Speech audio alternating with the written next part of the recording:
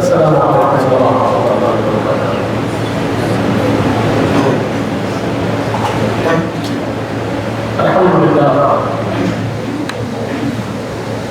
الحمد لله الذي نحمده ونستعينه ونستغفره ونؤمن به ونتوكل عليه ونعوذ بالله من شرور انفسنا ومن سيئات اعمالنا، من يهده الله فلا مضل له ومن يضلل فلا هادي له، ونشهد أن لا إله إلا الله وحده لا شريك له، ونشهد أن سيدنا ونبينا ومولانا محمدا عبده ورسوله أرسله بالحق بشيرا ونذيرا. قال الله تعالى في القرآن المجيد والفرقان الحميد: أعوذ بالله من الشيطان الرجيم، بسم الله الرحمن الرحيم. وما أرسلناك إلا رحمة للعالمين. صدق الله العظيم، صدق رسوله النبي الأمين الكريم. ونحن على ذلك من الشاهدين والشاكرين، والحمد لله رب العالمين. وقال تعالى في شان حبيبه الكريم: إن الله وملائكته يصلون على النبي يا أيها الذين آمنوا صلوا عليه وسلموا تسليما. اللهم صل على سيدنا محمد وعلى آل سيدنا محمد وبارك وسلم. اے ختم رسول، سید کل، سرور ذیشان، سلطانوں کے سلطان، تم قبلہ دل، کعبہ جان، مرکز عرفان اور حاصل ایمان. تم سامنے ہو اور میں ہوتا رہوں صدقے، مقصد یہ بنائے احسان کہیں تم نے کیے، تم پہ میں قربان، ہاں یہ احسان. حضرت شیخ الاسلام بعید رحمۃ اللہ علیہ فرماتے ہیں: مشکات نبوت کی ضیاء دیکھ رہا، مشکات نبوت کی ضیاء دیکھ رہا ہوں، صدیق میں، فاروق میں، عثمان علی میں، صدیق میں، فاروق میں، عثمان علی میں. دیوانے ہیں جو کل سے جدا کرتے ہیں جز کو، دیوانے ہیں جو کل سے جدا کرتے ہیں جز کو. جو بات نبی میں ہے وہی آل نبی میں، جو بات نبی میں ہے وہی آل نبی میں. سب سے پہلے تو میں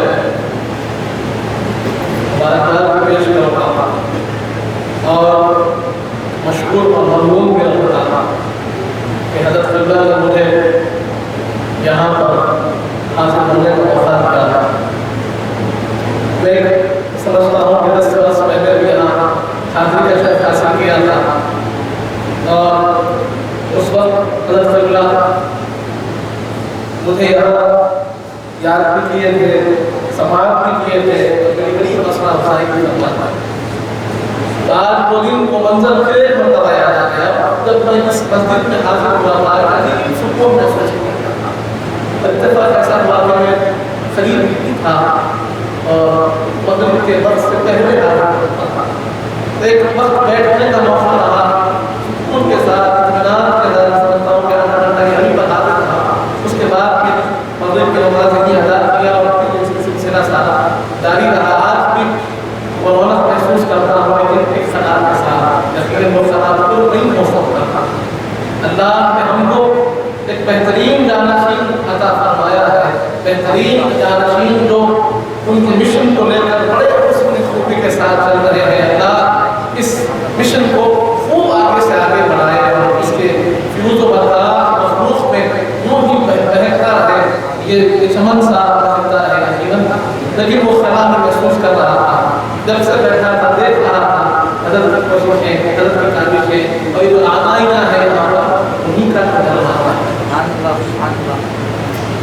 برادران عزیز، آپ کو موضوع مجھے دیا گیا ہے، یہ بڑا بنیادی موضوع بھی ہے، ہمارے یہاں جمع ہونے کے مقاصد میں یہ مقصد کا شامل ہے کہ ہم جب یہاں جمع ہوتے ہیں تو میلاد النبی صلی اللہ علیہ وآلہ وسلم کی خوشی کے اظہار میں بھی جمع ہوتے ہیں، اور اسی کے تصدق میں پھر ہم سیرت طیبہ کے الگ الگ گوشوں کو، الگ الگ پہلوؤں کو سماعت کرتے ہیں، اور اس نیت کے ساتھ سماعت کرتے ہیں کہ ہم اس کو اپنی زندگی میں شامل کریں گے اور اس میں مشعل راہ وہ ہمارے لیے ہدایت کا سامان ہوگا، اور ہمارے لیے جب جہاں ہم تاریکی و ظلمت کو پائیں گے تو یقیناً وہ ہمارے لیے نور بن کر چمک اٹھے گا اور ہمیں راستے فراہم فرمائے گا۔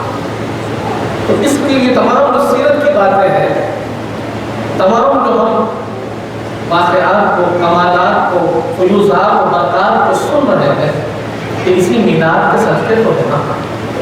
پہلے میلاد ہوا تو پھر وہ سیرت کے تمام پہلو ہمارے سامنے آئے، اور پھر میلاد حضور پاک صلی اللہ علیہ وسلم کی ولادت باسعادت، وہ بھی کیا عظمت والی ہے، کیا پیارے انداز میں ہوئی ہے، لیکن ہو یہ چاہتا ہے۔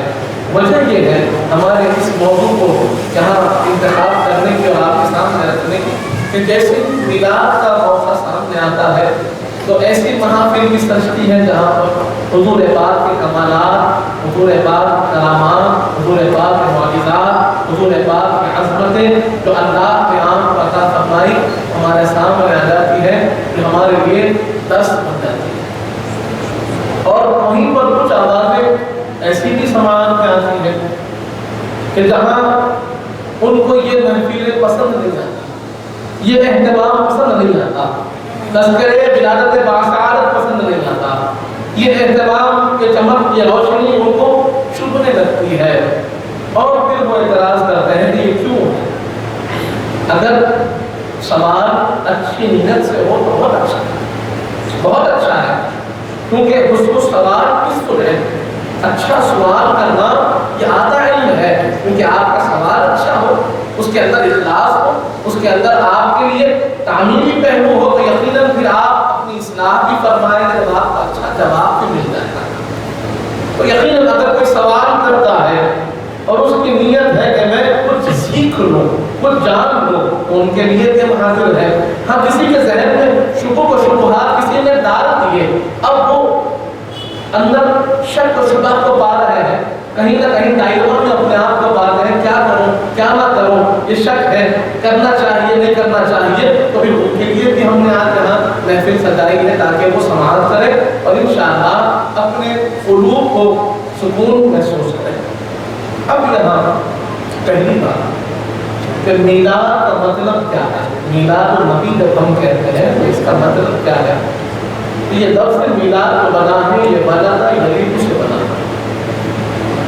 یعنی پیدا ہونا، اور جب آپ اس کی تفسیر کو پڑھتے ہیں، اس کی تشریح کو پڑھتے ہیں تو بعض نے اس کو مصدر مینی کہا کہ پیدا ہونا، کسی نے کہا کہ مصدر اس میں ظرف کے معنی میں لیا جائے اور پیدا ہونے کا وقت یا پیدا ہونے کی جگہ کی، اسی لیے ہم کبھی میلاد النبی سنتے ہیں، کبھی مولد النبی سنتے ہیں۔ جب مولد کہا جائے گا تو وہ پیدا ہونے کا وقت اور ظرف کے معنی میں لیا جائے گا، میلاد کہا جائے گا تو پیدا ہونا اور آپ کا تشریف لانا یہ معنی ہوں گے، اور اس سے مراد کیا ہوگا کہ یہ مصدر مینی ہے اور حضور کی تشریف آوری کا ذکر ہو رہا ہے۔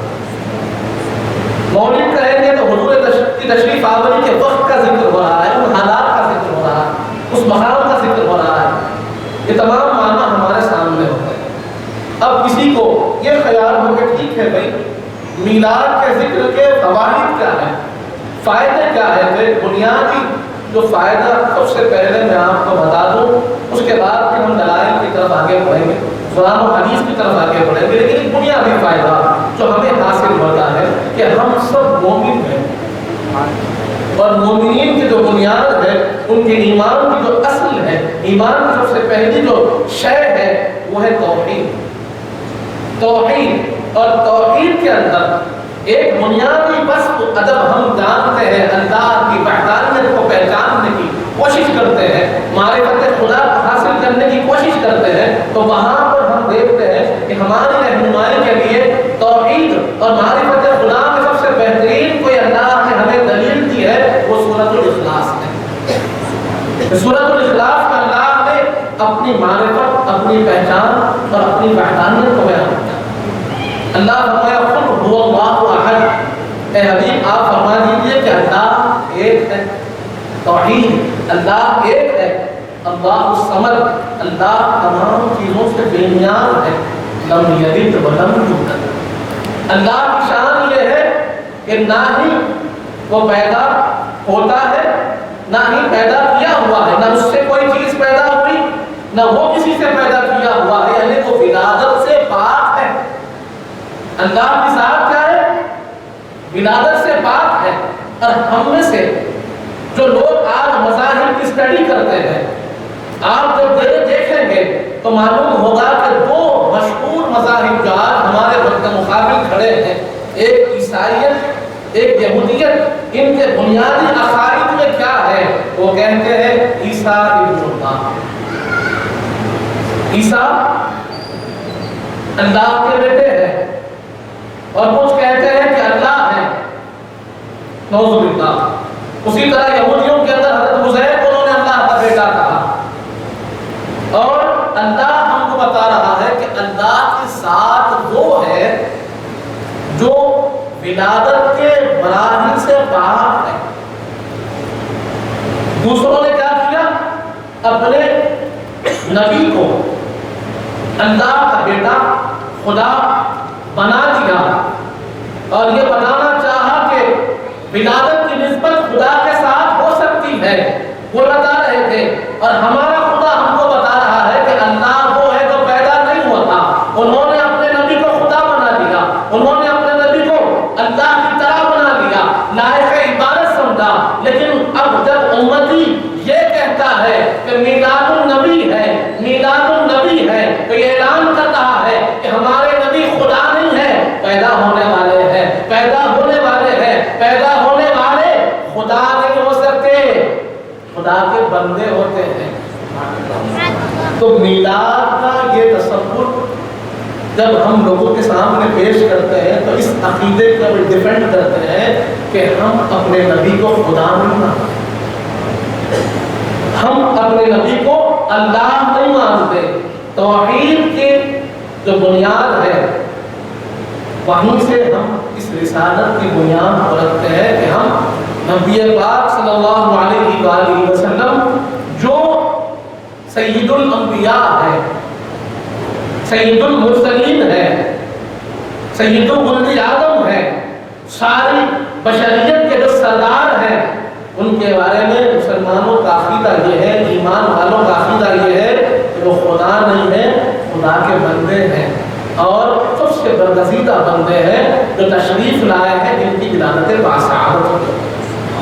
تو ہمارا میلاد منانا اس بات کو بتا رہا ہے کہ ہم نبی کو نبی مانتے ہیں، خدا کو خدا مانتے ہیں، اور ان دونوں میں کہیں اختلاف نہیں کرتے جیسے دوسروں نے کیا۔ برادران عزیز، اس کے بعد پھر اگر ہم قرآن مجید کی آیت کریمہ کی تلاوت کا شرف حاصل کریں تو وہاں پر ہم کو یہ بات معلوم ہوگی کہ اللہ تبارک و تعالیٰ نے حضور پاک صلی اللہ علیہ وآلہ وسلم کی آمد کا تذکرہ فرمایا ہے۔ قرآن مجید میں اس کا ذکر ملتا ہے، کہیں پر اللہ نے یہ بیان کیا وَمَا أَرْسَلْنَاكَ إِلَّا رَحْمَةً لِلْعَالَمِينَ، اے حبیب ہم نے آپ کو سارے عالمین کے لیے رحمت بنا کر بھیجا ہے۔ کہیں فرمایا لَقَدْ مَنَّ اللَّهُ عَلَى الْمُؤْمِنِينَ إِذْ بَعَثَ فِيهِمْ رَسُولًا، کہ یقیناً اللہ تبارک تعالیٰ کا احسان عظیم ہے مومنین پر، جبکہ اللہ تبارک تعالیٰ نے ان کے درمیان میں رسول پاک کو مبعوث فرمایا۔ کہیں فرمایا قد جاءکم من اللہ نور و کتاب مبین، کہ تحقیق کے اللہ کی جانب سے آپ کے پاس تمہارے پاس ایک نور تشریف لائے ہیں اور ایک واضح کتاب تشریف لائی ہے۔ کہیں فرمایا انا ارسلناک شاہدا و مبشرا و نذیرا، کہیں اللہ فرما رہا ہے ہم نے آپ کو بھیجا ہے شاہد بنا کر، مبشر بنا کر، نذیر بنا کر بھیجا ہے۔ تو اس طریقے سے قرآن مجید میں بارہا اللہ نے بیان کیا کہ حضور پاک صلی اللہ علیہ وسلم تشریف لائے ہیں، اللہ نے بھیجا ہے، آپ تشریف آوری کرتے ہیں، قرآن میں ہے. لیکن یہاں سوال ہوتا ہے کیا میلاد کا لفظ ولد کے ساتھ کوئی ذکر ملتا ہے؟ لفظ ولد کے ساتھ کوئی ذکر ملتا ہے؟ اگر آپ قرآن مجید پڑھیں گے تو اس کا بھی اشارہ ہمیں قرآن مجید میں ملتا ہے. اللہ فرما رہا ہے لا اقسم بهذا البلد وانت حل بهذا البلد ووالد وما ولد، کہ قسم ہے اس مقام کی، قسم ہے اس شہر کی اے حبیب جہاں پر آپ کی بلاد ہوئی، جہاں پر آپ تشریف لائے، جہاں پر آپ کو ڈالا گیا، اس شہر کی قسم ہے. اور صرف شہر کی نہیں بلکہ آپ کے والد گرامی کی بھی قسم ہے، اور آپ جو پیدا کیے گئے وہ پیدا ہونے والوں کی بھی قسم ہے. اور وہاں پر نب ولد اور کسی کے اشتقاقات کے ساتھ اللہ نے ذکر کر رہا. برادران عزیز، ہمیں معلوم یہ ہوا کہ قرآن مجید نے حضور پاک کی آمد کا ذکر کیا. اب آمد پر کریں کیا؟ حضور پاک تشریف آوری پر ہمارا کام کیا ہو؟ اللہ تبارک و تعالیٰ فرمایا، ایک طرف قرآن مجید میں فرما رہا ہے وما ارسلناک الا رحمۃ للعالمین، کہ اے حبیب ہم نے آپ کو سارے عالمین کے لیے رحمت بنا کر مبعوث فرمایا. اس آیت کریمہ کو آپ نے بارہا سنا ہوگا، کئی الگ الگ علماء سے آپ نے سماعت کیا ہوگا، لیکن یہاں ایک چیز ہمیں سمجھنی ہے، وہ ہے کہ رحمت جو بس اللہ نے بیان فرمایا وہ کیا ہے. لفظ رحمت جو ہے حضور پاک کے لیے اللہ نے اس وصف کو بیان فرمایا، اس صفت کو بیان فرمایا. اور رحمت کا مطلب کیا ہے جب آپ پڑھیں گے تو معلوم ہوگا کہ جو چیز وجود خیر کے لیے ضروری ہے اسے رحمت کہتے ہیں. یعنی اچھائی بھلائی کے لیے جس چیز کی ضرورت ہوتی ہے حضور پاک اللہ نے وہ بنا کر بھیجا ہے، وہ اللہ کی رحمت کے تمام بھلائیاں، تمام اچھائیاں جو اس دنیا میں رونما ہو رہی ہے، سارے عالمین کو مل رہی ہے، اسی رحمت کے تصدق میں مل رہی ہے. اب ہم کریں تو کیا کریں؟ جب رحمت تشریف لائی تو ہمارا کام کیا ہے؟ اللہ خود قرآن میں بیان کرتا ہے. ابھی وہ شہزادے نے اس آیت کریمہ کی تلاوت کا شرف حاصل کیا. اللہ فرماتا ہے قل بفضل اللہ وبرحمتہ فبذلک فلیفرحوا وخیر مما یجمعون. اے حبیب آپ ان کو فرما دیجیے کہ اللہ کے فضل اور اللہ کی رحمت پر چاہیے کہ تم خوشیوں کا اظہار کرو. اللہ کے فضل اور اللہ کی رحمت پر چاہیے کہ تم خوشیوں کا اظہار کرو، اور یہ خوشیوں کا اظہار کرنا ہر اس شے سے بہتر ہے جو تم نے جمع کر رکھا ہے. وَخَيْرٌ مِّمَّا يَجْمَعُونَ، جو کچھ تم نے جمع کر رکھا ہے اس سے بہتر ہے کہ اللہ کے فضل اور اللہ کی رحمت پر خوشی کا اظہار. جب یہ آیت کریمہ ہم سناتے ہیں لوگوں تو لوگ کہتے ہیں کہ یہاں پر تو اللہ کے فضل اور رحمت کی بات ہے، یہاں پر میلاد النبی کیسے لے کر آیا ہے؟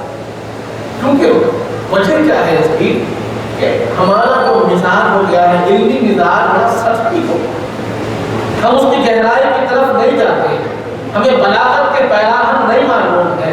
بلاغت کے جو قواعد ہیں کہ جب کسی بات کو صفت کے ساتھ بیان کیا جائے تو اس میں زیادہ معنویت ہوتی ہے، ہم اس کو نہیں سمجھتے کیونکہ ہم قرآن سے دور ہو گئے. قرآن سے دور ہو گئے.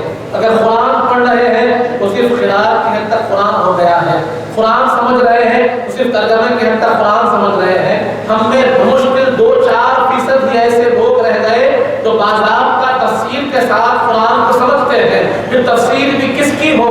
وہ تفسیر ہو جو صاحب قرآن نے ہم کو دی ہے، وہ تفسیر ہو جو صحابہ کرام نے ہم کو سمجھائی ہے، وہ تفسیر ہو جو علماء مجتہدین نے ہم کو سمجھائی ہے. تب جا کر قرآن کا حقیقی مفہوم ہمارے سامنے آئے گا. ورنہ قرآن خود فرماتا ہے جو ضدو بھی کثیروں کو یہدی بھی کثیرا، کہ قرآن پڑھ کر ہی بہت لوگ ہدایت پاتے ہیں اور بہت سے لوگ گمراہ ہوتے ہیں. یقیناً وہی لوگ گمراہ ہوتے ہیں قرآن کہتا ہے جن کے دل میں فسق ہوتا ہے، جو اللہ والوں سے، جو ائمہ سے، جو انبیاء سے صحابہ سے دور رہتے ہیں، ان کے اللہ والوں سے جڑے رہنے والے گناہ کی طرف نہیں جا سکتے۔ برادران عزیز، بات کیا ہوئی کہ قرآن کی تفسیر ہے۔ جب ہم یہ آیت کریمہ پیش کرتے ہیں تو لوگ کہتے ہیں فضل و رحمت سے کیا مراد ہے، اس کی تفسیر ہو۔ ہم جانتے ہیں کہ تفسیر کا سب سے بہترین طریقہ کیا ہے، تفسیر کے الگ الگ مدارج ہیں، اور سب سے بہترین جو تفسیر ہے وہ تفسیر القرآن بالقرآن، کہ قرآن کی تفسیر جب قرآن سے ہوتی ہے تو سب سے اعلیٰ معیار کی تفسیر ہے، سب سے بلند مقام رکھنے والی تفسیر وہی ہوتی ہے کہ ایک آیت کریمہ قرآن کی دوسری آیت کریمہ کی تفسیر بنتا ہے۔ کہیں پر ابہام ہو کہ نماز پڑھو اور کہیں دوسری آیت کریمہ نماز کا طریقہ سکھائے، کہیں پر یہ کہا جائے کہ تم روزہ رکھو اور دوسری آیت کریمہ روزے کے اوقات بیان کرے، کہیں پر زکوٰۃ کا حکم ملتا ہے تو کہیں پر زکوٰۃ کا نصاب ملتا ہے، کہیں پر حج کا حکم ملتا ہے تو کہیں پر حج کا طریقہ اور اس کے آداب ملتے ہیں۔ تو ایک آیت میں جو ابہام ہو خود دوسری آیت اس کی تفسیر بن کر ہمارے سامنے آ جائے تو یہ سب سے بہترین اور سب سے اوتھینٹک طریقہ ہے۔ تفسیر کا سب سے اعلیٰ طریقہ یہی ہے۔ اب اس کے بعد کا طریقہ یہ ہوتا ہے کہ تفسیر القرآن بالاحادیث، تفسیر القرآن باقوال الصحابہ، تفسیر القرآن باقوال ائمہ و مجتہدین، اور تفسیر بالرائے، یہ بالکل حرام ہے۔ یہ چار درجے ہیں تفسیر کے، کہ ان میں سب سے اعلیٰ درجہ جو ہے ہم کوشش کریں گے کہ تفسیر کو، اس آیت کی تفسیر کو اس سے سمجھیں، پھر اس کے بعد آگے مدارج کی طرف ہم آگے بڑھیں۔ تو ہم نے کیا سنا؟ ایک آیت ہم نے سنی کہ اللہ کیا فرماتا ہے کہ اللہ کے فضل اور اللہ کی رحمت پر کیا کرنا چاہیے؟ خوشیوں کا اظہار کرنا چاہیے۔ قل بفضل اللہ وبرحمتہ فبذلک فلیفرحوا، اے حبیب آپ ان کو فرما دیجیے کہ اللہ کے فضل اور اللہ کی رحمت پر تم خوشیوں کا اظہار کرو۔ اور یہاں پر یہ جو حکم آیا ہے یہ امر غائب کا صیغہ ہے، اور امر غائب کا صیغہ یہ معنویت میں شدت کے لیے آتا ہے۔ امر حاضر سے جو صیغہ آتا ہے اس میں بھی حکم ہوتا ہے، لیکن جب غائب کے ساتھ استعمال کیا جائے تو پھر اس میں اور زیادہ تاکید اور شدت پیدا ہوتی ہے۔ تو آپ جب اللہ کے اس انداز کو دیکھتے ہیں، یہ کلام اللہ ہے، یہ بغیر حکمت کے نہیں ہوتا، بغیر حکمت کے کلام نہیں ہوتا۔ جب اللہ کلام فرما رہا ہے، اور دیکھیے انداز میں کیسا ہے، اللہ فرما رہا ہے اے حبیب آپ فرمائیے کو کہ اللہ کے فضل اور اللہ کی رحمت پر تم کیا کرنا؟ خوب خوشیاں منانا، اور یہ خوشیاں منانا تمہارا رائے گا نہیں جائے گا۔ هُوَ خَيْرٌ مِّمَّا يَجْمَعُونَ، کہ تم نے جو جمع کر رکھا ہے اپنے لیے، اگر تم ان خوشیوں پہ خرچ کرو گے تو خرچ کرنا بہتر ہے جمع کرنے سے۔ برادران عزیز، اب یہاں پر دو وصف کا ذکر کیا گیا، ایک ہے اللہ کا فضل اور ایک ہے اللہ کی رحمت۔ اب سوال یہ ہے کہ اللہ کی فضل کیا ہے اور اللہ کی رحمت کیا ہے؟ تو ہم نے قرآن مجید کے ایک بار آیت کریمہ سنی جہاں پر اللہ کیا فرماتا ہے؟ وَمَا أَرْسَلْنَاكَ إِلَّا رَحْمَةً لِلْعَالَمِينَ، اے حبیب ہم نے آپ کو سارے عالمین کے لیے رحمت بنا کر مبعوث فرمایا۔ ہم نے بھیجا ہی آپ کو سارے عالمین کی رحمت بنا کر ہے۔ ایک طرف خود قرآن فرما رہا ہے کہ حضور پاک کا تشریف لانا، اس دنیا میں جلوہ فرما ہونا، یہ کیا ہے؟ یہ رحمت ہے، رحمت ہے۔ اور اللہ دوسری آیت میں کیا فرما رہا ہے کہ اللہ کی رحمت پر کیا کرو؟ کیا کرو؟ خوشی کا اظہار کرو۔ خود قرآن کی تفسیر سے آپ کو سمجھ میں آ رہا ہے، قرآن کی آیت سے سمجھ میں آ رہا ہے کہ حضور پاک اللہ کی رحمت ہے اور رحمت پر خوشی کا اظہار ہونا چاہیے۔ اب اس بات کا کوئی انکار تو نہیں کر سکتا کہ حضور پاک صلی اللہ علیہ وسلم اللہ کی رحمت ہے، اور اس بات کا کوئی انکار تو نہیں کر سکتا کہ حضور پاک صلی اللہ علیہ وسلم جو اللہ کی رحمت ہے، اسی رحمت پر اللہ نے حکم دیا کہ تم رحمت کے آنے پر خوشی کا اظہار کرو۔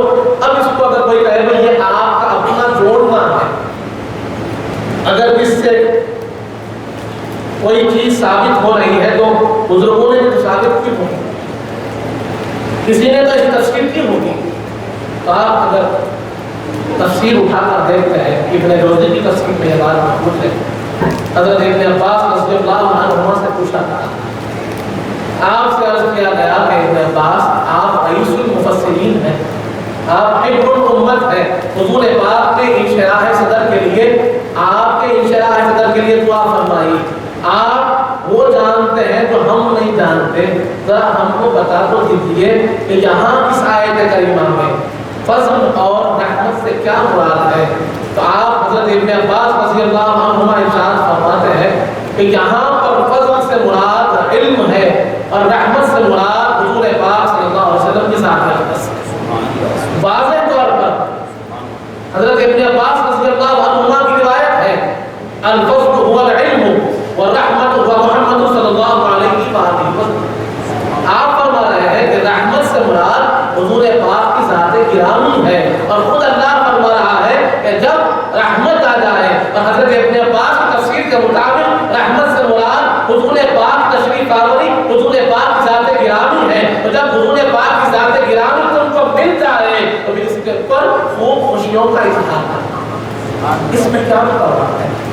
یعنی قرآن سے یہ بات تو ثابت ہو گئی کہ حضور پاک کی آمد رحمت ہے، اور رحمت پر خوشیوں کا اظہار کرنا یہ قرآن سے ثابت ہے۔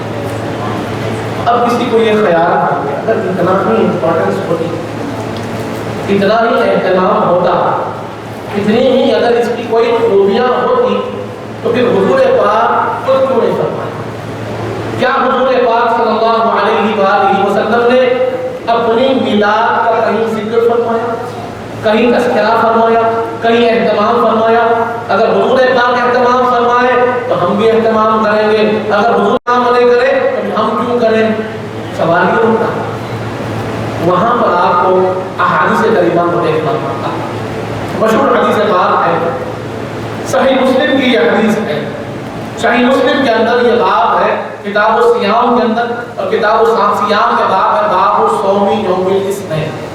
یہ باب ہے پیر کے دن کے روزے کے بارے میں۔ آپ نے اس حدیث پاک کو بارہا سنا ہے، پھر ایک مرتبہ اس مضمون کی تسلسل میں سن لیجیے تاکہ مضبوط ہو جائے کہ حضور پاک صلی اللہ علیہ وسلم پیر کے روز کو، پیر کے دن کو پابندی سے روزہ رکھا کرتے تھے۔ صحابہ کرام نے اس عمل مبارک کو دیکھا، عرض کیا یا رسول اللہ آپ پیر کے دن روزہ کیوں رکھتے ہیں؟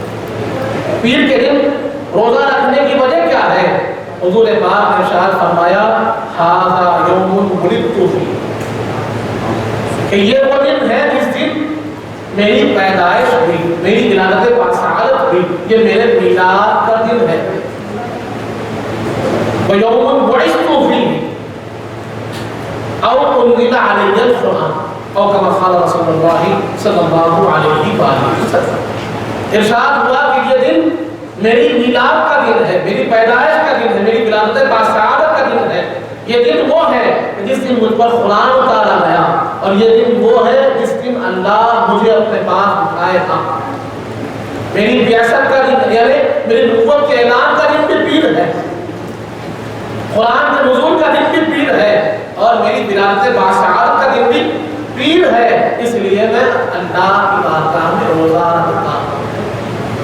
برادران یہاں ایک چیز تو ثابت ہو گئی کہ میلاد النبی ولادت باسعادت کی اہمیت ہے، اس کا اہتمام ہے، اس کی خصوصیت ہے، تبھی تو حضور پاک نے اس کی خصوصیت کو بیان کیا اور کہا کہ اہتمام کی وجہ ولادت باسعادت کا دن ہے۔ اگر اس کا ذکر مقصود نہ ہوتا، اگر ولادت باسعادت کی کوئی خصوصیت نہ ہوتی، آپ کی پیدائش کی کوئی خصوصیت نہ ہوتی، تو پھر کہتے کہ نہیں یہ تو عبادت ہے میں کرتا ہوں، خصوصیت ہے، تبھی تو حضور پاک نے بیان فرمایا۔ کیونکہ جب ہم قرآن بیان کرتے ہیں کہ جہاں پر حضرت عیسیٰ علیہ السلام کی ولادت باسعادت کا بیان ہوتا ہے، حضرت یحییٰ علیہ السلام کی ولادت باسعادت کا بیان ہوتا ہے، کہ خود اللہ کلام مجید میں بیان فرما رہا ہے سلام یوم ولدت ویوم اموت ویوم ابعث حیا۔ حضرت عیسیٰ علیہ السلام کی زبانی ہم کو بتا رہا ہے کہ وہ دن جس دن اللہ کے نبی پیدا ہوتے ہیں اس دن خصوصی سلامتی ہوتی ہے، جس دن اللہ کے نبی اللہ کے پاس بلائے جاتے ہیں اس دن اللہ کی خصوصی سلامتی ہوتی ہے، اور جس دن پھر ایک مرتبہ اللہ کے نبی پھر اٹھائے جائیں گے تو پھر اس دن کی اللہ کی خصوصی سلامتی ہوگی. یعنی ہر دن ہر ایک معاملے میں جس دن اللہ کے نبی کے ساتھ نسبت ہو اس دن اللہ کی سلامتی والا دن ہوتا. اس کے بعد لوگ کہتے ہیں کہ حضور پاک کے واسطے آپ تو عیسیٰ علیہ السلام کے بارے میں بولے, پر عیسیٰ علیہ السلام کے لیے جو عظمت ہے وہ حضور پاک کے صدقے میں ہے. موسیٰ علیہ السلام کی جو عظمتیں ہیں وہ حضور پاک کی نبوت کے صدقے میں ہے. کیونکہ یہاں پر بات میں غلط نہیں کہہ رہا ہوں, وہ یہ کہتے کہ آپ نے جذبات پہ کہہ دیا, نہیں جذبات پہ نہیں, یہ قرآن کا مفہوم ہے. کیونکہ جو میثاق لیا گیا انبیاء سے, ہم میثاق کی آیت کو بارہا سنا ہے ہم نے کہ انبیاء علیہ السلام سے اللہ نے وعدہ لیا کہ میرے انبیاء میں تم کو نبوت دے رہا ہوں, لیکن اس شرط کے ساتھ نبوت دے رہا ہوں کہ اگر ہمارے حبیب تمہارے درمیان تشریف لا دیں, نبی رسول ہمارے نبی پاک اگر تمہارے درمیان تشریف لا دیں, محبوب خدا محبوب دعوت تمہارے درمیان تشریف لا دے, تو پھر آپ کی ذمہ داری یہ ہوگی کہ آپ ان پر ایمان لائیں گے اور آپ ان کی مدد میں کھڑے ہو جائیں گے. یہ شرط کے ساتھ نبوت ملی ہے. اور اضافات شرط فاتح مشروط, کہ شرط اگر پوری نہ ہو تو مشروط بھی مکمل نہیں ہوتا. اور ہر نبی کو جو نبوت ملی حضور پاک کی مدد کے شرط کے ساتھ ملی, حضور پاک کو ایمان کی شرط کے ساتھ ملی. اور یہ بات کہ ہمیں جاننی چاہیے کہ جتنی عظمتیں سارے انبیاء کو علیحدہ علیحدہ اللہ نے عطا فرمائی, وہ تمام کی تمام عظمتیں ایک جا بلکہ اس سے کئی زیادہ حضور پاک کو تنہا عطا فرمائی. تو اب حضرت عیسیٰ علیہ السلام کی ولادت باسعادت کا دن سلامتی والا دن, حضرت یحییٰ علیہ السلام کی ولادت باسعادت والا دن سلامتی والا دن, حضرت آدم علیہ السلام کی پیدائش کا دن ولادت باسعادت کا دن سلامتی والا دن, خوشیوں والا دن. تو پھر اب سوال یہ ہوتا ہے کہ ساری عظمتیں ساری نعمتیں حضور پاک کے صدقے میں ملی, تو آپ کی ولادت باسعادت کا دن تو زیادہ عظمتوں والا ہونا چاہیے, زیادہ سلامتی والا ہونا چاہیے, زیادہ اہتمام والا ہونا چاہیے. اب اس کو اگر ہم آگے چلتے ہیں, جیسے ہم نے صحیح مسلم میں یہ بات کو جان لیا کہ خود حضور پاک صلی اللہ علیہ وآلہ وسلم نے اپنی ولادت باسعادت کا اہتمام فرمایا, تو لوگ یہاں تک تو آ گئے ہیں, پہلے نہیں مانتے تھے لیکن اب یہاں تک ماننے لگے ہیں. ٹھیک ہے روزہ رکھ لو, حضور پاک نے روزہ رکھا تو آپ بھی روزہ رکھ لو, لیکن یہاں پر آپ خوشی کو کیوں کہتے ہو, خوشی کے اہتمام کے لیے کیوں کہتے ہو, خوشی کے لیے کیوں کہتے ہو, روزے کے لیے کہو. یہاں ہم کو یہ کہنا پڑے گا کہ یہاں جو روزہ رکھا گیا ہے یہ بھی خوشی کے لیے تھا, یہ بھی خوشی کے لیے تھا, تبھی تو ہم خوشی کے لیے کہتے ہیں. اس کی دلیل کیا ہے بھائی, روزہ خوشی کے لیے کیسے تھا؟ تو ہر خوشی کا ہر جگہ کی خوشی کے منانے کا انداز مختلف ہوتا ہے, ہر جگہ کے خوشی کا اہتمام الگ الگ ہوتا ہے. میں جانتا ہوں, میں چہرے دیکھ رہا ہوں جنہوں نے دنیا کو دیکھا ہے, اور جو ہمارے درمیان تشریف فرما ہے انہوں نے عالم کو دیکھا ہے, آفاقی مزاج کو وہ جانتے ہیں, گلوبلائزیشن کو وہ پہچانتے ہیں, ان کے پاس ہم بیٹھے ہیں. تو ذرا ہمیں بھی چاہیے کہ اپنی ذہنوں کو نظروں کو وسعت دیں, اس کے بعد ذرا غور کر دیکھیں تو آپ کو معلوم ہوگا کہ یوروپین کلچر کے خوشی کا انداز الگ ہے, امریکن کلچر کے خوشی کا انداز الگ ہے, عرب دنیا کی خوشی کا انداز الگ ہے. ارے مسلمان ہی ہے لیکن ان کی شادیاں الگ ہوتی ہیں, ہماری شادیاں الگ ہوتی ہیں. وہیں پر جب آپ دیکھتے ہیں کہ سعودیہ کے جو لوگ ہوتے ہیں ان کا مزاج مختلف ہے, ایران کا مزاج مختلف ہے, عراق کا مزاج مختلف ہے, آپ دیکھتے ہیں کہ یہ لوگ وہاں پر جو اپنے آپ کو عرب کہلاتے ہیں ان کے اندر بھی کلچرز, ٹریڈیشنز, کسٹمز اور ان کے خوشیوں کا انداز مختلف ہے. تو خوشی کا جو انداز ہے اور خوشی کے ظاہر کرنے کا جو انداز ہے ہر جگہ کا الگ الگ ہوتا ہے. اس کا تعلق جگہ اور ان کے کلچر کے ساتھ ہوتا ہے. اب کیونکہ ہم بات کر رہے ہیں عرب کی اور خصوصاً حضور پاک کے زمانے مبارک, تو ہمیں دیکھنا پڑے گا کہ وہاں پر خوشی کا اظہار کیسے ہوتا تھا. اب وہاں پر خوشی کا اظہار کیسے, ہم کچھ کہہ دیں تو کوئی کیوں ماننے گا, ہم کو تو حدیث سے بات کرنی ہوگی اور ہم انشاءاللہ حدیث سے بات کریں گے. صحیح مسلم کی ایک حدیث ہم نے سن لی, ایک اور حدیث اس سے اوپر کے باب کی ہے کہ باب صوم العاشورا, کہ ایک روزے کا باب ہے، ہم جانتے ہیں کہ 10 محرم کو روزہ رکھنا یہ بھی سنت ہے، اور صرف ایک دن روزہ نہیں رکھنا ہے بلکہ 2 دن روزہ رکھنا ہے، یا تو 9-10 روزہ رکھنا ہے یا 10 اور 11 روزہ رکھنا ہے۔ حضور پاک کی سنت طیبہ ہے۔ اب اس کے بارے میں حدیث پاک میں آتا ہے کہ جب حضور پاک صلی اللہ علیہ وآلہ وسلم مکہ مکرمہ سے تشریف لے گئے مدینہ منورہ، ہجرت فرما گئے، تو یہاں پر کیونکہ یہ قریش کے لوگ تھے، وہاں جب تشریف لے گئے تو وہاں پر الگ الگ قبیلے تھے، کہیں پر اوس تھے، کہیں پر خزرج تھے، کہیں پر بنو قریظہ تھے، یہ الگ الگ قبیلے تھے۔ کچھ لوگ حضور پاک سے جڑ کر انصار ہو گئے، اور وہاں کیونکہ تبلیغ کا کام کرنا تھا، اور تبلیغ کے لیے جس جہاں پر ہم رہتے ہیں وہاں کے مزاج کو جاننا ضروری ہے۔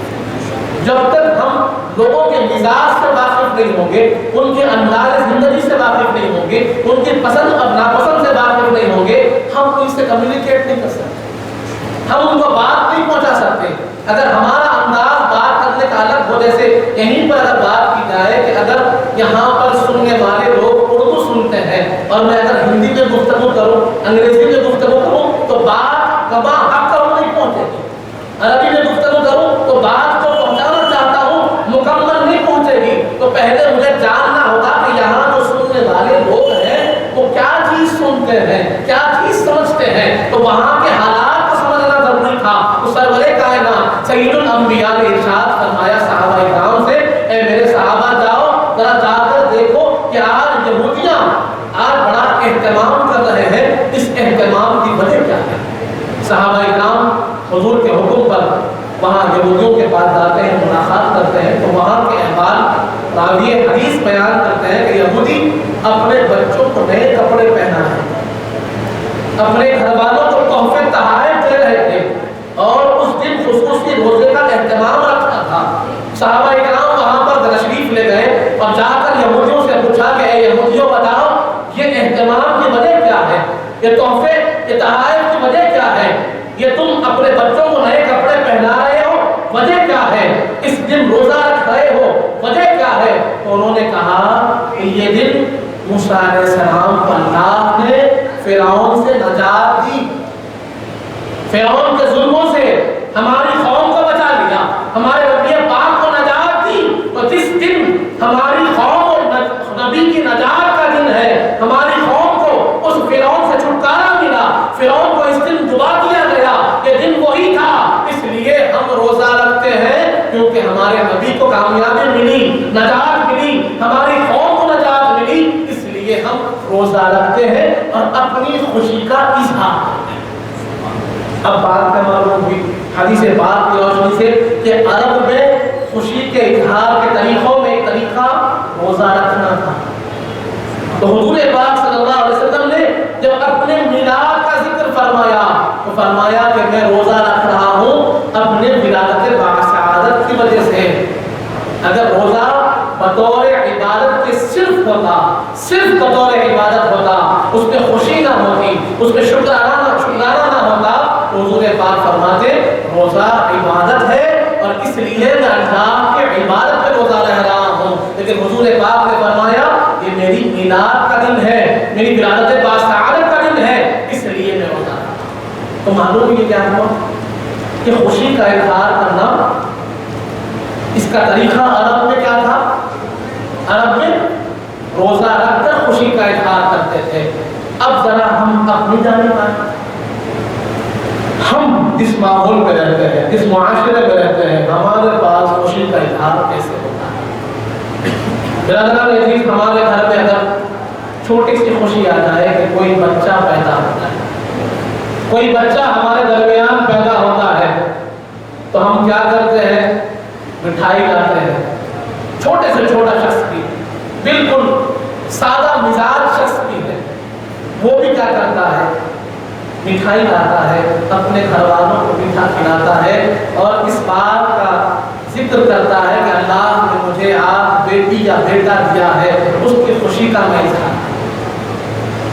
وہی نعمت، اللہ کی وہی نعمت اب تھوڑا سا بڑی ہو گئی، اس سے پہلے ہم نے عقیقہ بھی کیا اس کا، کھانا بھی بانٹا، گوشت بھی تقسیم کیا، بکرا بھی کاٹا، کبھی کھلا دیا، کبھی بانٹ دیا، یہ طریقہ ہمارا تھا۔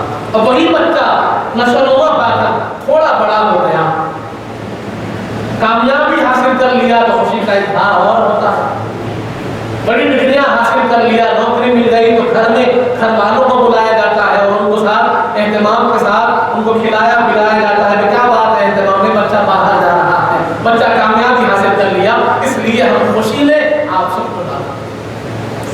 اس کے بعد پھر وہی بچہ تھوڑا اور بڑا ہو گیا، شادی کے قابل ہو گیا، رشتہ طے پا گیا، اب شادی کا موقع آ گیا، خوشی تھوڑا بڑی ہو گئی، اب معاملہ کیا ہوتا ہے، ہم خوشی کا اظہار کر رہے ہیں تو کہاں پر، اب گھر میں نہیں ہو رہا ہے، شادی خانے میں خوشی کا اظہار ہو رہا ہے۔ صرف گھر والے شامل نہیں ہیں، دوست احباب بھی شامل ہیں، رشتے دار بھی شامل ہیں، پڑوسی بھی شامل ہیں، تمام جو جاننے پہچاننے والے ہیں سب کو ہم نے بلا لیا، سب کو دعوت دی۔ اگر کسی نے پوچھ لیا بھائی یہ اہتمام کی وجہ کیا ہے، تو آپ کہتے ہیں اللہ نے مجھے یہ موقع بخشا ہے، اللہ کا شکر ہے، میں اپنی خوشی کا اظہار کر رہا ہوں، کیونکہ خوشی بڑھ گئی، اہتمام بھی بڑھ گیا۔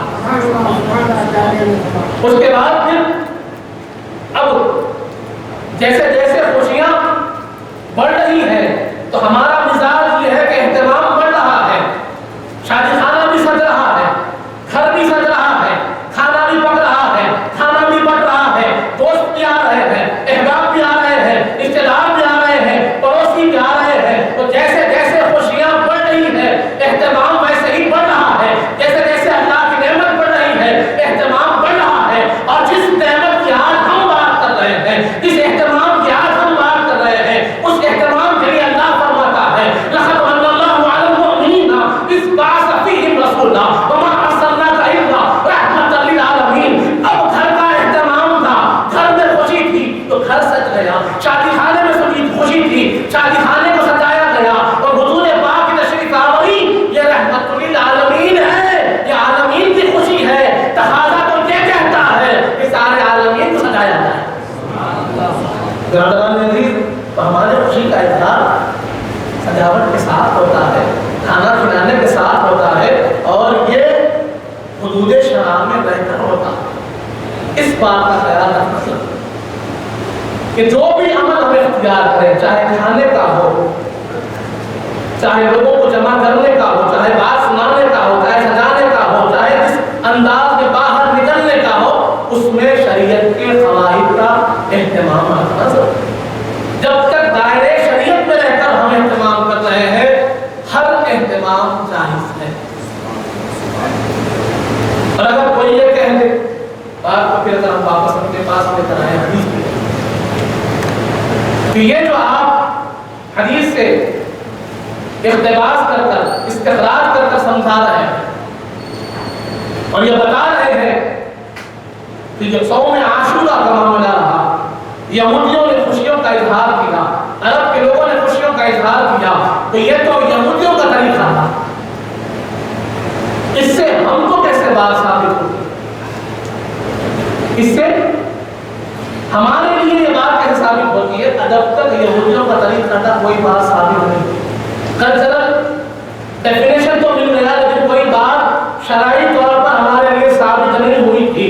لیکن جب صحابہ کرام واپس حضور پاک کی بارگاہ میں حاضر ہوئے اور آ کر سارا ماجرا پیش کر دیا، عرض کیا یا رسول اللہ، یہ یہودی جو روزہ رکھ رہے ہیں، یہ خوشیوں کا اظہار کر رہے ہیں، یہ جو اہتمام کر رہے ہیں، اس کا سبب یہ ہے کہ یہ کہتے ہیں کہ اس دن موسیٰ علیہ السلام کو اور بنی اسرائیل کو اللہ نے نجات دی تھی، اس لیے یہ خوشی کا اظہار کرتے ہوئے روزہ رکھتے ہیں۔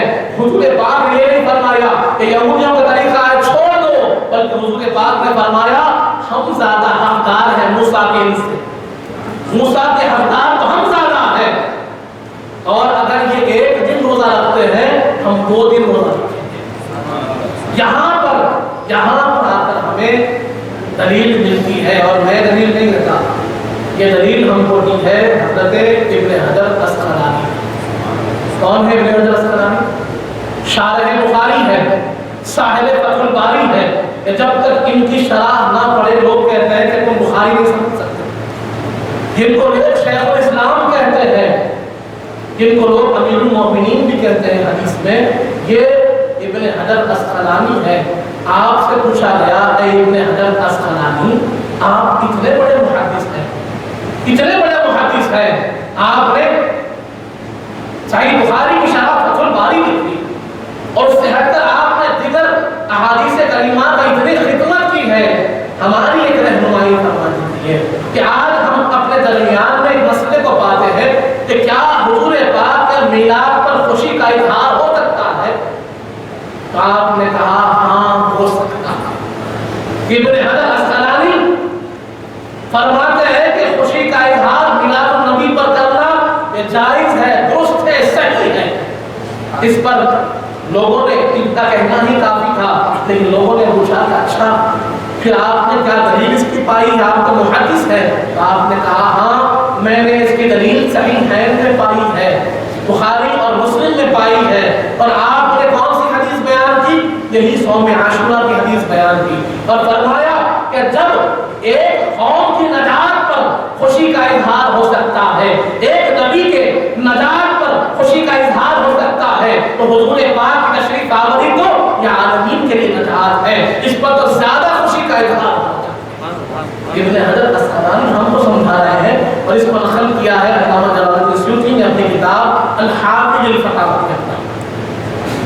برادران عزیز, محدثین ہم کو بتا رہے ہیں جب بات آئی صحیح بخاری کی وہ واقعہ سامنے آ رہا ہے جو بڑا مشہور ہے, ہم سنتے رہتے ہیں, اس پر بھی کچھ اعتراض ہوتا ہے.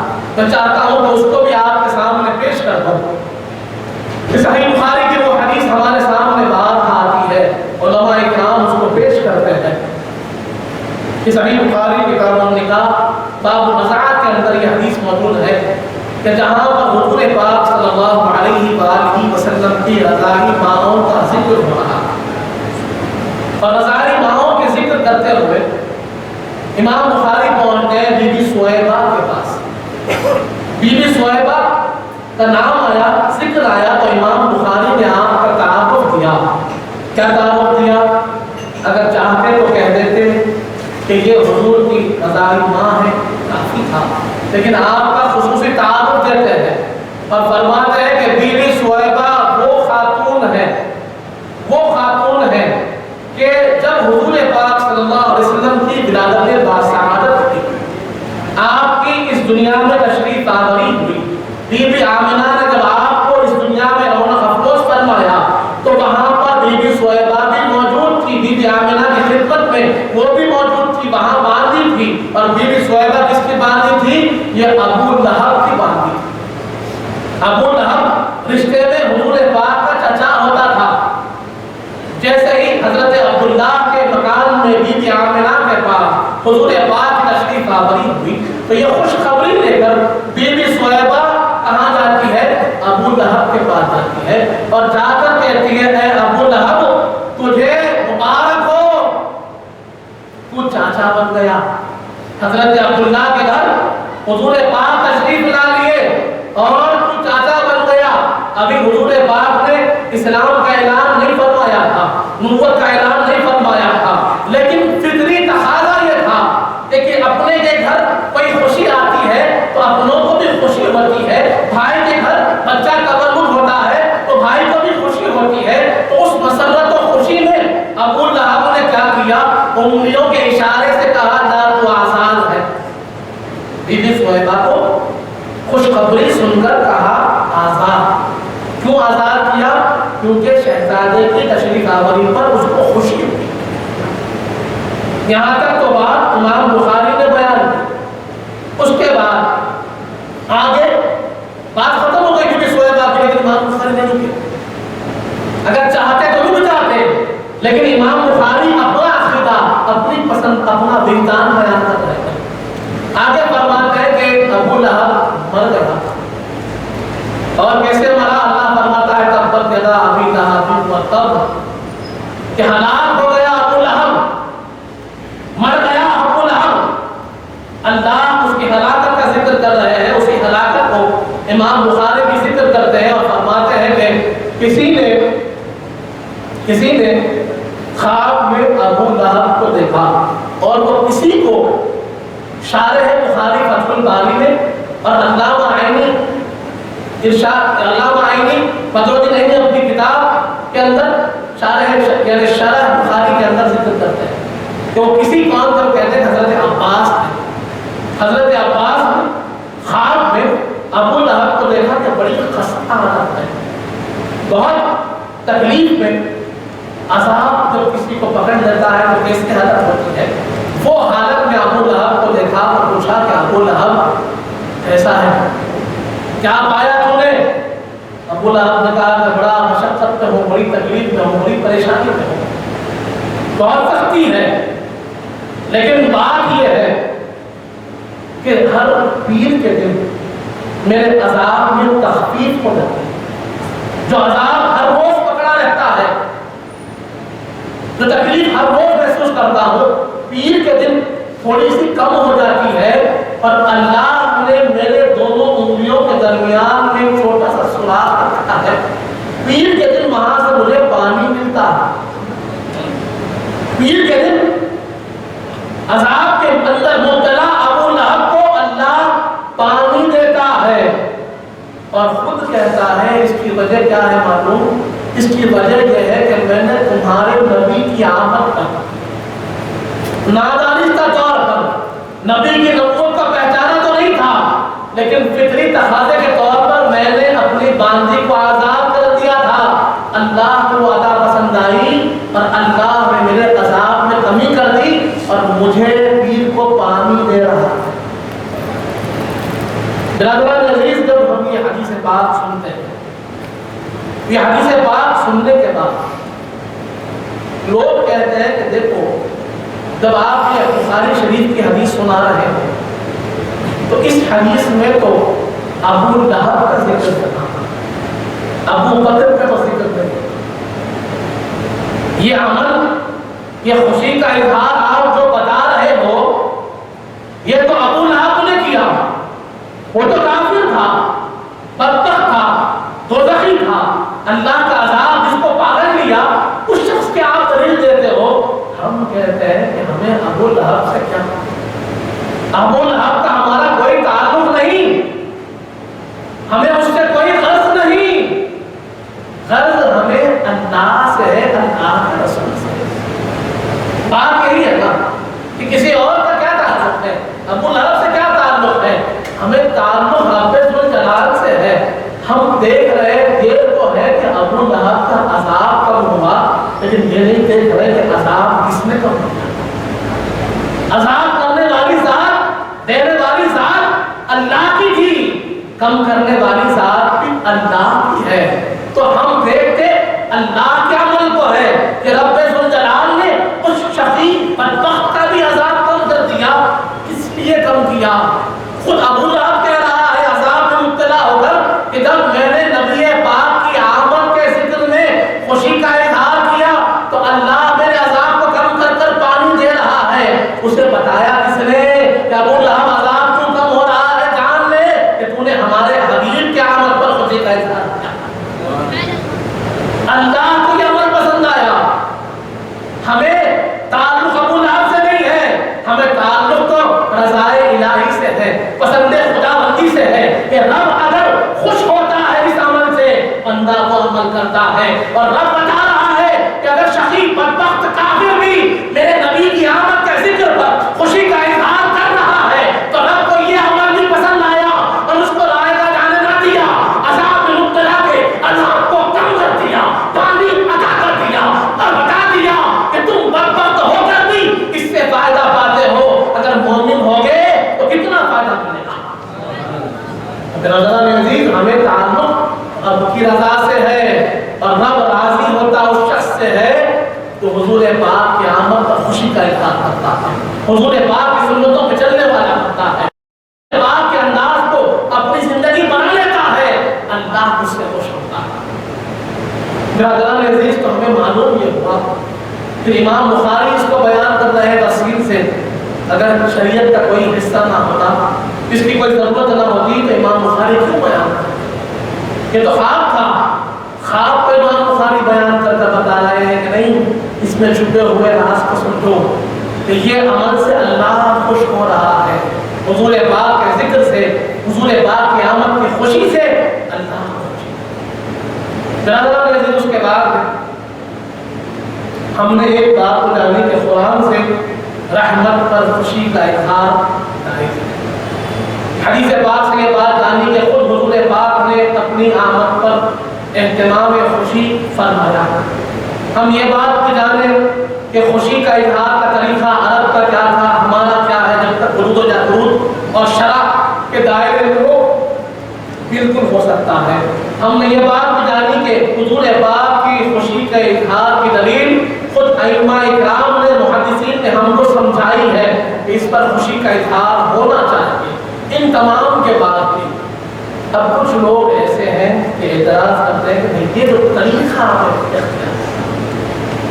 آپ نے جو اختیار کر لیا، میلاد منانے کا جو طریقہ آپ اختیار کر رہے ہیں، یا پھر جلسہ سجا رہے ہیں، درود کی محفل سجا رہے ہیں، کھانے کا انتظام کر رہے ہیں، یہ سب حضور پاک کے زمانے میں نہیں ہوا۔ حضور پاک کے زمانے میں یہ کام نہیں کیے گئے، تو جو کام حضور پاک کے زمانے میں نہیں کرے وہ کام غلط ہے۔ آج یہ باتیں ہو رہی ہیں، آج یہ باتیں لوگوں کے سامنے پیش کی جا رہی ہے اور بتایا جا رہا ہے کہ کل بدعۃ ضلالہ وکل ضلالۃ فی النار، کہ ہر نیا کام جو حضور پاک کے زمانے میں نہیں ہوا وہ بدعت ہے، اور بدعت یہ گمراہی ہے، اور گمراہی یہ جہنم میں لے جانے والی ہے۔ یہ بات ہمارے سامنے آتی ہے، ہمیں اس بارے میں تھوڑا سا سننے کی، سوچنے کی اور سمجھنے کی۔ اب اگر ان کے اس بات کو قبول کرتے ہیں اور یہ کہے کہ یہ بات ان سے پوچھیں کہ آپ کہتے ہو کہ ہر نیا کام بدعت اور گمراہی ہے، جو کام حضور پاک کے زمانے میں نہیں ہوا نہیں کرنا، یہی سوال بات یہی ہے۔ اب ذرا دین کی بنیادوں کو دیکھیں، دین کی بنیادیں جو ہمارے پاس ہے، دین کا اثاثہ جو ہمارے پاس ہے، جس چیزوں سے ہم دین سیکھتے ہیں ان کا تھوڑا جائزہ لیں کہ ہم کس چیز سے دین سیکھتے ہیں۔ ہمارے لیے ہدایت کا سب سے بڑا سامان کیا ہے؟ قرآن مجید ہے۔ قرآن مجید سے بڑھ کر ہدایت والی کتاب کوئی نہیں۔ قرآن کہتا ہے ہدی للمتقین، یہ کتاب آئی ہے متقین کی ہدایت کے لیے۔ کہیں فرمایا ہدی للناس، یہ کتاب آئی ہے لوگوں کی ہدایت کے لیے۔ لا ریب فیہ فرماتا ہے یہ وہ کتاب ہے کہ جس میں کوئی شک نہیں ہے، کوئی شک نہیں ہے، یہ کتاب ہدایت والی کتاب ہے۔ اب ہمیں کیا کہا جاتا ہے؟ بار بار یہ بات بتائی جاتی ہے کہ دیکھو بھائی، جو کام حضور کے زمانے میں نہیں ہوا اگر وہ کام کرے تو کیا ہے؟ بدعت۔ قرآن مجید آج جو ہمارے پاس اس شکل میں موجود ہے، جس انداز میں ہمارے پاس قرآن مجید ہے، جو کلام ہم پڑھ رہے ہیں، کیا یہ شکل، یہ انداز حضور پاک کے زمانے میں تھا؟ آپ کہیں گے نہیں تھا، نہیں تھا۔ پھر یہ کہاں سے آیا؟ یہ قرآن کو کس نے جمع کیا؟ قرآن کو کس نے جمع کیا؟ تو اکثر لوگوں کے ذہنوں میں یہ بات ہے کہ جامع القرآن کون ہے؟ حضرت عثمان بن عفان۔ لوگوں کے ذہن میں آتا ہے جامع القرآن حضرت عثمان بن عفان، لیکن نہیں، سب سے پہلے قرآن مجید جمع کرنے والے حضرت ابوبکر صدیق رضی اللہ عنہ۔ سب سے پہلے کس نے جمع کیا؟ حضرت ابوبکر صدیق رضی اللہ عنہ کے زمانے میں قرآن مجید کو جمع کیا گیا۔ اس سے پہلے قرآن مجید جمع نہیں ہوا تھا۔ حضور پاک کا زمانے مبارک گزر چکا تھا، قرآن مجید جمع نہیں ہوا تھا، بلکہ اس کے بعد کے وقت گزر گیا۔ لیکن جنگ یمامہ ہوئی، جنگ یمامہ اگر آپ صحیح بخاری میں اٹھا کر دیکھیں تو آپ کی حدیث مل جائے گی کہ جنگ یمامہ ہوئی اور اس کے اندر 700 صحابہ ایسے شہید ہو گئے جو حافظ قرآن تھے۔ 700 صحابہ شہید کر دیے گئے، حافظ قرآن صحابہ تھے جو قرآن لوگوں کو سکھاتے تھے، جن کے سینوں میں قرآن تھا، جو قرآن لوگوں کو پڑھاتے تھے۔ ویسے 700 صحابہ شہید کر دیے گئے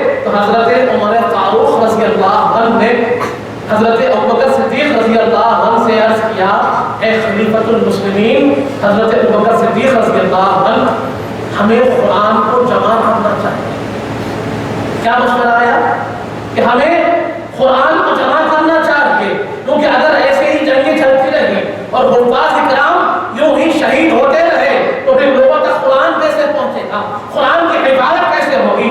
جب حضرت فاروق اعظم کا یہ مشورہ حضرت ابوبکر صدیق رضی اللہ عنہ کی بارگاہ میں پیش ہوا تو حضرت ابوبکر صدیق رضی اللہ عنہ نے کہا اے عمر میں وہ کام کیسے کروں تو حضور پاک نے نہیں کرا، جو حضور پاک نے کام نہیں کیا میں کیسے کروں؟ تو حضرت عمر فاروق رضی اللہ عنہ نے آپ کی بارگاہ میں معاوضہ پیش کیا کہ اگر یہ کام نہ ہوا تو امت کے لیے تکلیف ہو جائے گی، امت کو زحمت ہو جائے گی، امت قرآن سے دور ہو جائے گی. کلام اللہ جو امت کے لیے اثاثہ ہے، بنیاد ہے، سرمایہ ہدایت ہے، وہ ان سے دور ہو جائے گا. یہ کام کرنا ضروری ہے. جب حضرت عمر فاروق نے بار بار عرض کیا تو اس پر حضرت صدیق اکبر نے کہا عمر تمہارے کہنے سے میرا سینہ کھل گیا، میں تمہاری مشورے کو قبول کرتا ہوں، اب قرآن کو جمع کیا. برادران عزیز، بخور خیروں کے ہر وہ کام جو حضور پاک کے زمانے میں نہیں ہوا وہ بدعت ہے، تو ان کے لحاظ سے تو قرآن کا جمع کرنا بھی بدعت ہوا. قرآن جمع کیا گیا حضرت ابوبکر صدیق کے زمانے، اس کو 7 الگ الگ قراءت پر جو عربی زبان میں چلتی تھی، عربی زبان کے اندر 7 الگ الگ قراءت تھی، اس کو جمع کیا حضرت عثمان بن عفان. اس کے بعد حضرت عمر فاروق کا زمانہ آیا تو ہم دیکھتے ہیں کہ جو آج تراویح کی جماعت ہے، تراویح کی جماعت جو آج چل رہی ہے،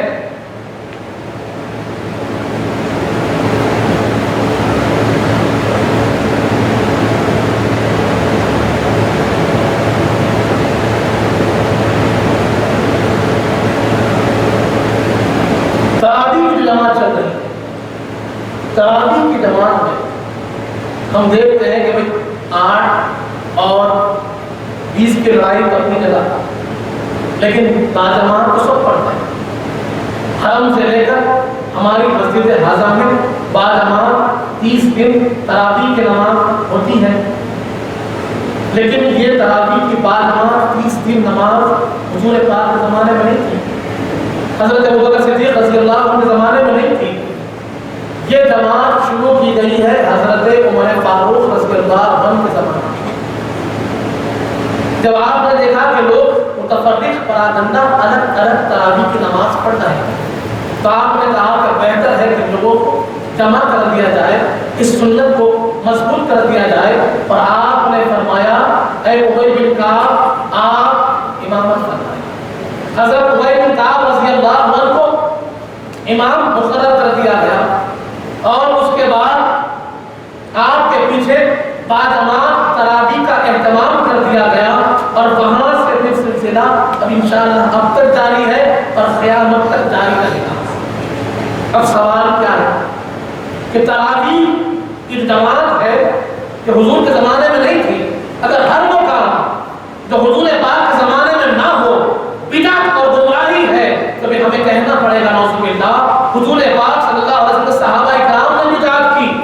حضرت عمر فاروق کی طرف یہ نسبت ہو جائے گی جبکہ خود حضرت عمر فاروق نے فرمایا، صحیح بخاری کی حدیث ہے، آپ نے فرمایا نعم هذه البدعہ، کتنی اچھی بدعت ہے. تراویح کی نماز کو دیکھ کر باجماعت تراویح کے پڑھنے کو دیکھ کر آپ فرماتے ہیں کتنی اچھی بدعت ہے. اور آپ نے یہاں پر ایک سبق ہم کو بھی دیا کہ بدعت اچھی بھی ہوتی ہے. تم ہر بدعت کو گمراہی کہہ رہے ہو، لیکن حضرت عمر فاروق کہتے ہیں نہیں، بدعت کی 2 قسمیں ہیں، ایک بدعت اچھی ہے، ایک بدعت بری ہے. وہ بدعت تو سنت کو مضبوط کرتی ہے، وہ بدعت تو قرآن کی خدمت کرتی ہے، وہ بدعت تو قرآن کو جمع کرنے کی بدعت ہے، وہ بدعت تو قرآن پر اعراب لگانے کی بدعت ہے، وہ بدعت تو قرآن کو چھپانے کی بدعت ہے، وہ بدعت تو تراویح کی جماعت کو مقرر کرنے کی بدعت ہے، وہ بدعت تو سنتوں کے لیے حدیثوں کو جمع کرنا ہے، وہ بدعت تو درود کی محفل سجانا ہے، وہ بدعت بظاہر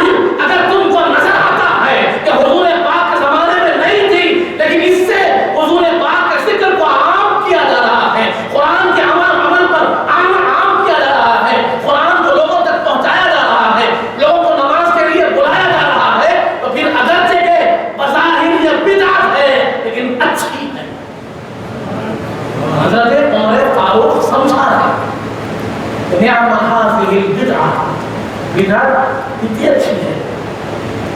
اس سے کیا معلوم ہوا کہ ہر بدعت گمراہی خرابی نہیں ہے، کچھ بدعتیں اچھی بھی ہوتی ہیں. ویسے ہی ہم جمعے کی نماز پڑھتے ہیں. جمعے کی نماز میں کتنی اذانیں ہوتی ہیں؟ کتنی ہوتی ہیں؟ 2 اذانیں ہوتی ہیں. ایک خطبے سے پہلے، ایک خطبے کے درمیان. یہ 2 اذانیں ہوتی ہیں، لیکن یہ اذانیں حضور پاک کے زمانے میں نہیں تھی. صحیح بخاری اٹھاتے تھے. حضرت ابوبکر صدیق کے زمانے میں نہیں تھی، حضرت عمر فاروق کے زمانے میں نہیں تھی. یہ اذانیں شروع ہوئی حضرت عثمان غنی کے زمانے میں.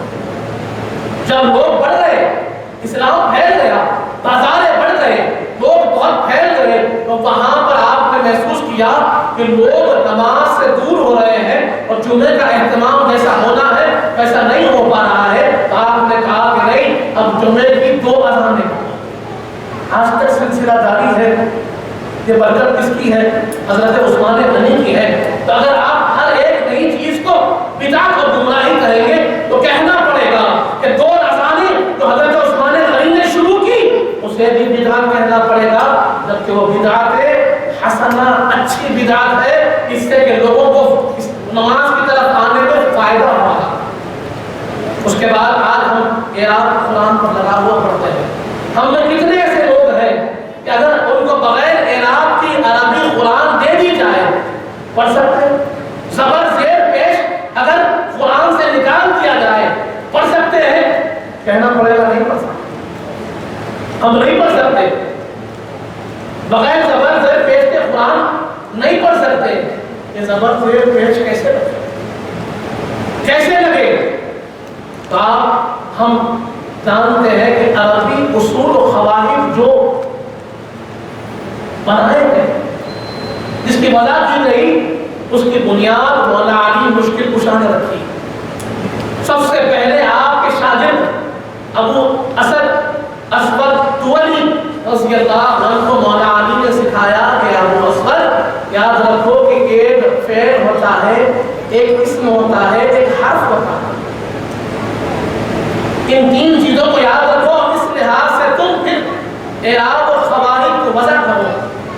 تو انہوں نے پھر قواعد بنائے، نحو کے قاعدے بیان کیے، صرف کے قاعدے بیان کیے، اسم و فعل کے حرکات بیان کیے، اور انہی قواعد کے مطابق پھر یہ اعراب ہمارے سامنے ظاہر ہوتے.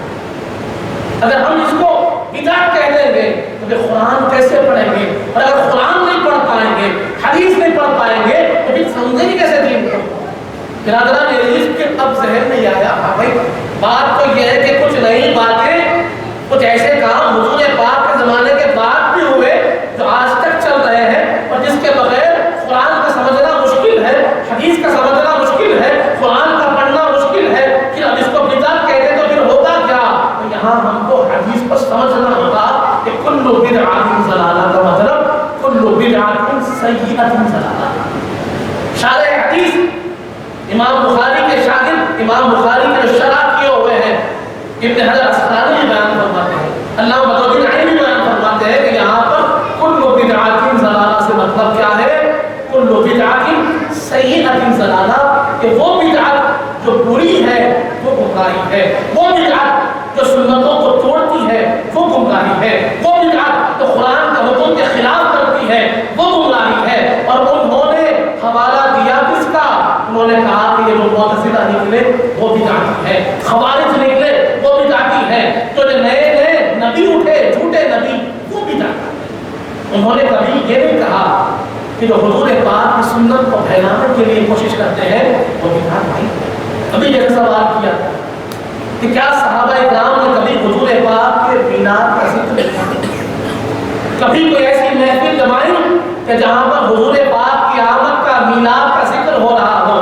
تو طبرانی شریف میں حدیث موجود ہے. صحابہ کرام ایک مرتبہ ایک محفل سجائے بیٹھے ہیں، حضور پاک صلی اللہ علیہ وسلم تشریف لائے اور پوچھا کہ تم لوگ کیا بات کر رہے ہیں؟ سب بیٹھے ہوئے ہو، کیا چیز ہے جو سن رہے ہو؟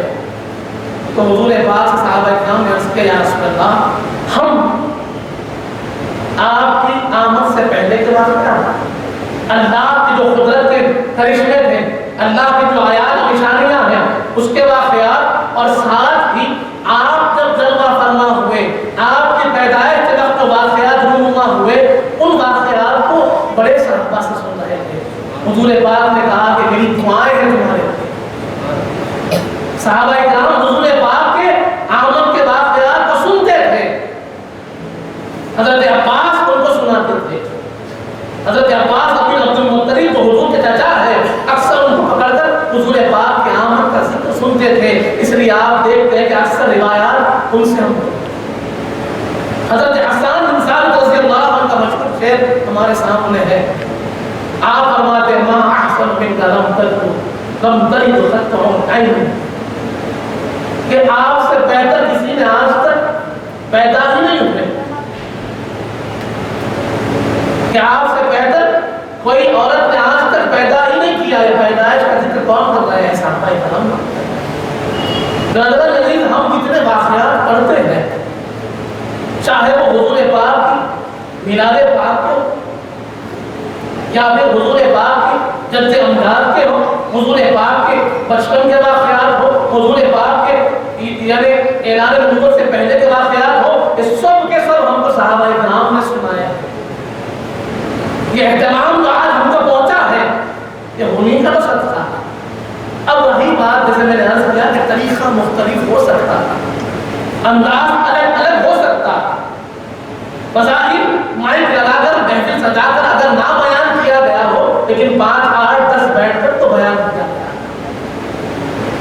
طریقہ مختلف ہو کوئی بات نہیں ہے، جب تک شریعت کے حدود میں ہو، شریعت کے دائرے میں ہو اور اس سے فائدہ حاصل ہو، اس میں کوئی برائی نہیں ہے۔ بظاہر اگر ہم کو وہ چیز کیا دکھتی ہے، نہیں دکھتی، لیکن اس کی اصل، اس کی بنیاد قرآن و حدیث میں موجود ہے، حضور پاک کے عمل میں موجود ہے، صحابہ کرام کے عمل میں موجود ہے، کہ حضور پاک صلی اللہ علیہ وسلم نے خود اپنے میلاد کا ذکر فرمایا، اس کا اہتمام فرمایا، اس کی خوب لوگوں کو چرچا سنایا، صحابہ کرام نے سنایا، تابعین وزام نے سنایا۔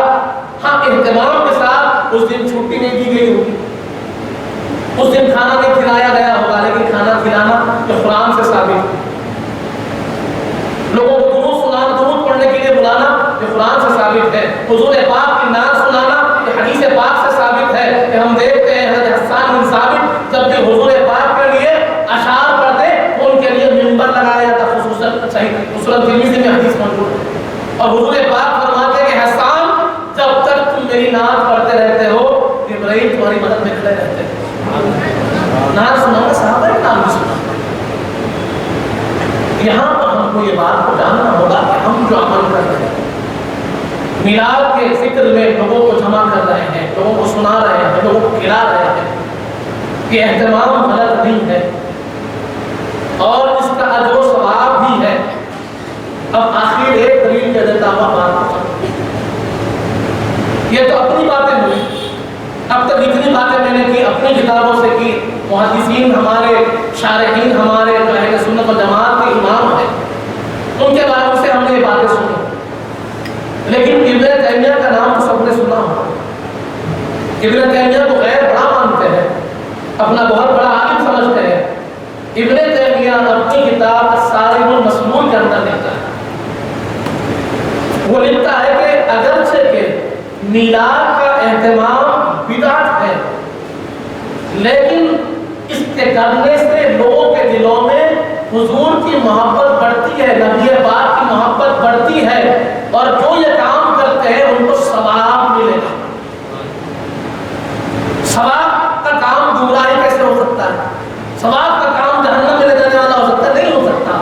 غیر بھی تصور اس کو تسلیم کر رہے ہیں کہ میلاد کی اہتمام سے لوگوں کے دلوں میں حضور پاک کی محبت بڑھتی ہے، اور ہم تو اس کو محسوس بھی کرتے ہیں کہ جیسے میلاد آتا ہے تو ہمارے محبت کا انداز بھی بدل جاتا ہے۔ صبح شام بس ایک ہی دن رہتی ہے کہ ہم درود پڑھیں، سنتوں کے بارے میں کچھ کام کریں، لوگوں کا اہتمام کریں، یہ کام بڑا اچھا کام ہے، اور اس کو ہمیں چاہیے۔ آج جو ہماری ضرورت ہے، جب ہم یہ دعویٰ کرتے ہیں محبت کا، یہ سارے کام جو ہم کر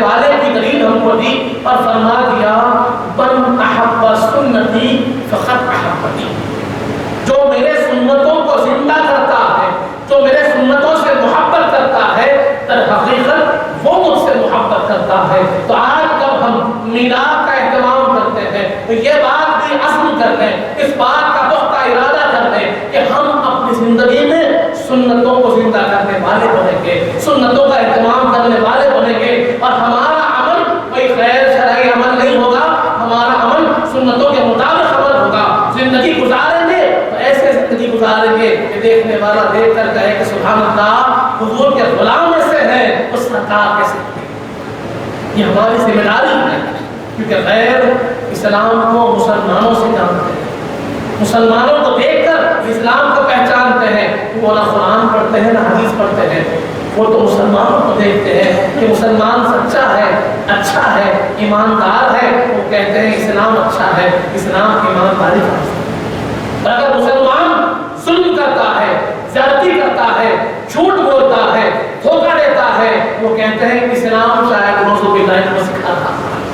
تو یہ ہماری ذمہ داری بنتی ہے کہ جب غیر کے سامنے پیش ہو تو اسلام کے علم بردار بن کے پیش ہو، سنتوں کے حامی بن کر پیش ہو، سنتوں کے مظہر بن کر پیش ہو، اور غیر ہم کو دیکھ کر سیکھے کہ اخلاق اسے کہتے ہیں، کردار اسے کہتے ہیں، انداز زندگی تو حضور پاک نے اپنے غلاموں کو سکھایا ہے۔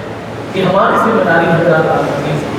انہی جن کلمات کے ساتھ آپ سب سب ہوتا اللہ تعالیٰ سے دعا کریں جب تک زندہ اسلام پر موت ایمان پر دے، وقت رضا حضور پاک صلی اللہ علیہ وسلم کا دیدار نصیب فرما علیہ، ہمیں نیک اور صالح اور تقویٰ و اظہار بنا، ہمارے گناہوں کو معاف فرما، ہمارے گناہوں کو نیکیوں سے تبدیل کرنے والے، ہمیں جو پریشان حال ہمیں پریشانی قبول فرما، ہمیں جو بیمار ہمیں شفا کاملہ عطا فرما، ہمیں جو مخلوص ہے ان کے خطوں کو عطا فرما، جو کچھ کہے ہیں، جو کچھ سنے ہیں، اس پر عمل کرنے کی توفیق عطا فرما، حضور پاک صلی اللہ علیہ وسلم کا سچا غلام و امتی بنا، اہل بیت اطہار کا غلام بنا، صحابہ کرام کا چاہنے والا بنا، اولیاء اللہ کا چاہنے والا بنا، ان کے بتائے ہوئے راستے پر چلنے کی توفیق عطا فرما، وصلی اللہ تعالی علی خیر خلقہ سیدنا محمد وعلی آلہ وصحبہ وسلم، والحمد للہ۔